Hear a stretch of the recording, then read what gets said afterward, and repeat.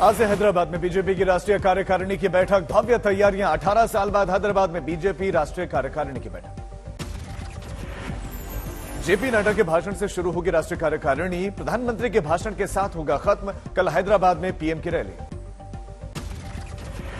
राष्ट्रीय कार्यकारिणी के साथ बीजेपी का मिशन तेलंगाना पर। अब फोकस अगले साल तेलंगाना में होना है विधानसभा का चुनाव। हैदराबाद में भी होगी बीजेपी की राष्ट्रीय कार्यकारिणी की बैठक। बैठक से पहले बीजेपी अध्यक्ष जेपी नड्डा ने हैदराबाद में रोड शो किया।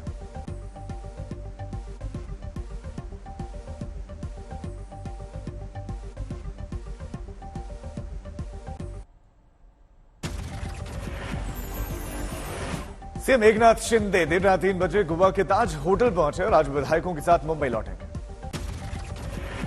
थोड़ी देर में होगी शिंदे गुट के विधायकों की बैठक। गुट के दीपक केसरकर करेंगे प्रेस कॉन्फ्रेंस। लंच के बाद दोपहर में सभी विधायक और सीएम शिंदे मुंबई के लिए रवाना होंगे। आज होना स्पीकर पद के लिए नामांकन। संजय राउत का दावा, शिवसेना के सीएम नहीं है शिंदे, मुझे भी गुवाहाटी बुलाया गया था। मलाही मार्ग होता गुवाहाटीला जाण्याचा, बरं का, प्रयत्न झाले ना। शिवसेना प्रमुख और पूर्व मुख्यमंत्री उद्धव ठाकरे ने सीएम एकनाथ शिंदे को शिवसेना के सभी पदों से हटाया। पार्टी विरोधी गतिविधि के चलते एक्शन लिया गया। आज तक से खास बातचीत में बोले महाराष्ट्र के सीएम एकनाथ शिंदे, हमने कोई गलत कदम नहीं उठाया, हमारे पास बहुमत। हम लोग आज भारतीय जनता पार्टी के साथ हैं, एक मजबूत सरकार यहाँ पर बना रहे। हम लोगों ने ऐसा कोई भी दूसरा गलत कदम नहीं उठाया है। एकनाथ शिंदे ने कहा कि ये बाला साहेब के विचारों की जीत, हमने बीजेपी के साथ बनाई मजबूत सरकार। बोले सरकार पूरा करेगी कार्यकाल।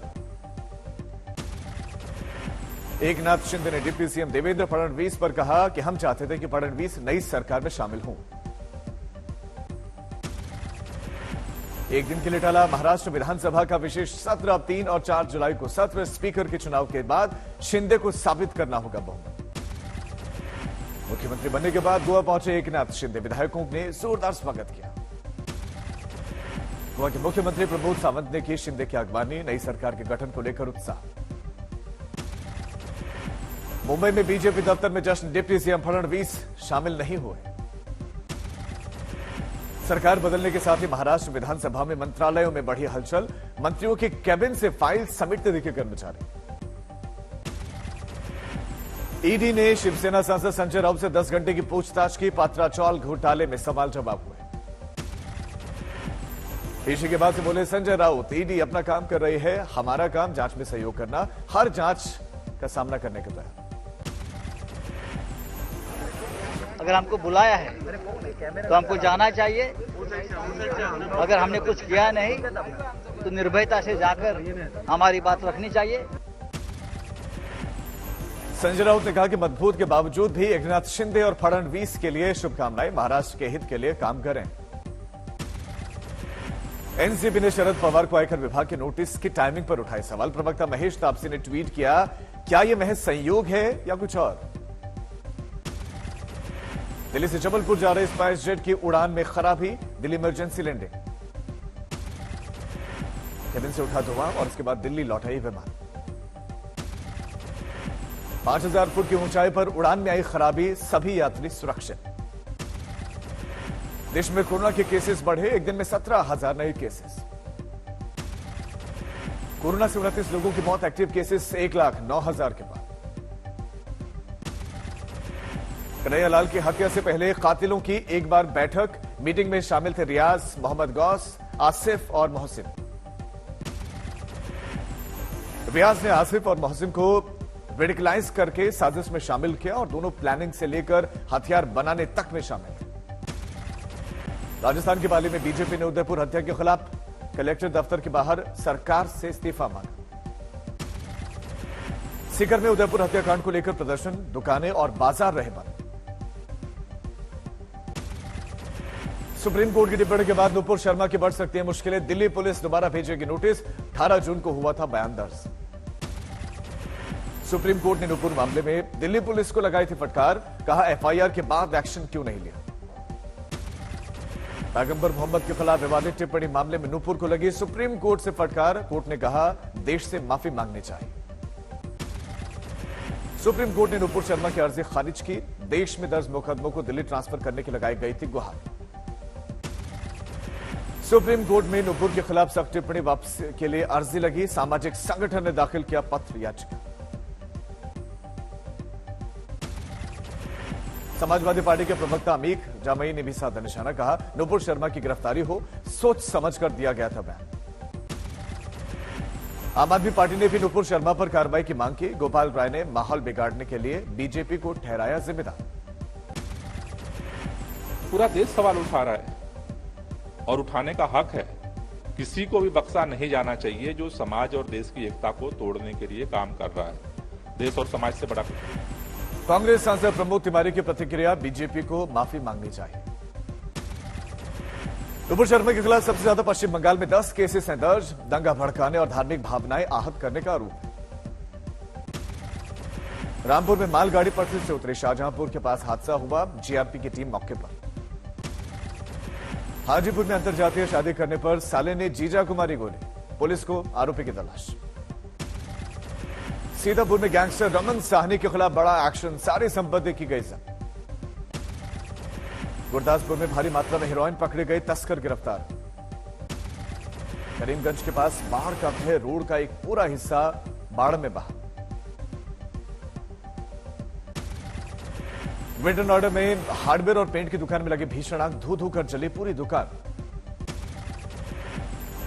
बस और ऑल्टो कार की टक्कर में एक की मौत, कई लोग गंभीर रूप से घायल।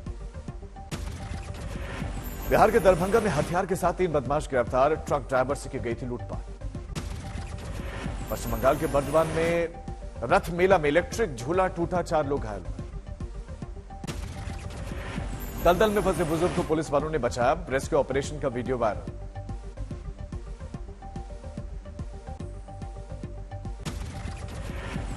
भारत के पहले वोटों में उम्र हुई 105 बरस, किन्नौर के जिला प्रशासन ने मनाया जन्मदिन। चेन्नई में बढ़ी पौधारोपण की जो मुहिम है, सीएम स्टालिन ने पौधे लगाए।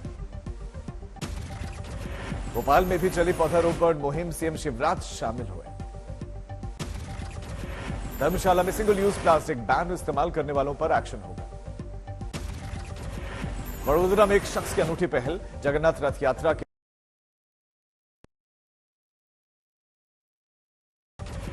मुंबई में तेज बारिश के बाद जल भराव, घरों में घुसा नाले का पानी। अंधेरी सबसे ज्यादा प्रभावित, राहत कार्य जारी।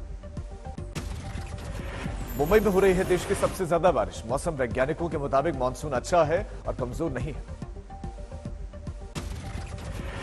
दिल्ली में फिलहाल हल्की ही बारिश रहेगी, तापमान 36 डिग्री तक रहने का अनुमान। 5 से 6 जुलाई के बाद तेज बारिश के आसार।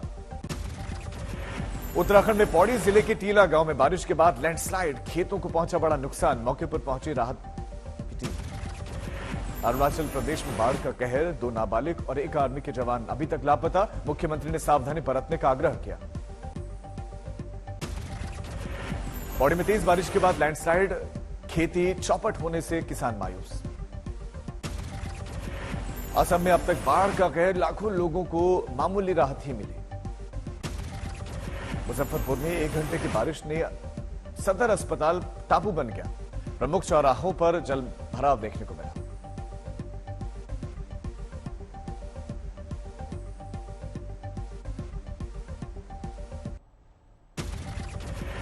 गुजरात दौरे पर गृहमंत्री अमित शाह गांधीनगर के सिविल हॉस्पिटल का दौरा किया। 3 दिन के दौरे पर हैं अमित शाह। गांधीनगर में अमित शाह ने जो है सखी वन स्टॉप सेंटर का लोकार्पण किया। अहमदाबाद के नवापुरा गांव में ओवरब्रिज की सौगात भी दी। दिल्ली के सीएम अरविंद केजरीवाल ने उपराज्यपाल विनय कुमार सक्सेना के घर पर उनसे मुलाकात की। कई अहम मुद्दों पर चर्चा हुई।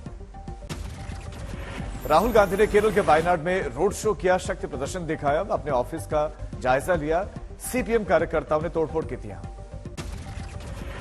गोरखपुर के दौरे पर सीएम योगी अन्नपूर्णा रसोई वैन को हरी झंडी दिखाई। बुकर विजेता हिंदी लेखिका गीतांजलि श्री ने किया इंडिया टुडे साहित्य वार्षिकी 2022 का लोकार्पण।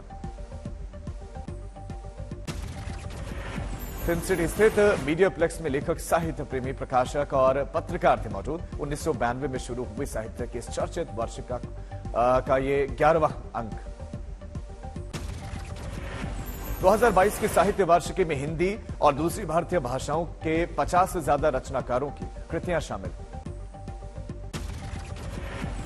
इस बार किया गया नया प्रयोग, साहित्यिक रचनाओं के साथ शौकिया फोटोग्राफर्स के फोटो भी शामिल किए गए। चुनिंदा कहानियां और कविताएं हैं साहित्य वार्षिकी की खासियत। गीतांजलि श्री बुकर पुरस्कार विजेता हैं। बुकर है, बड़ा अच्छा लगा, लेकिन मैं उसको अपने से थोड़ा दूर ही रखती हूँ। अच्छा बहुत लगा है, लेकिन वो ऐसा नहीं कि मेरे ऊपर हावी हो गया।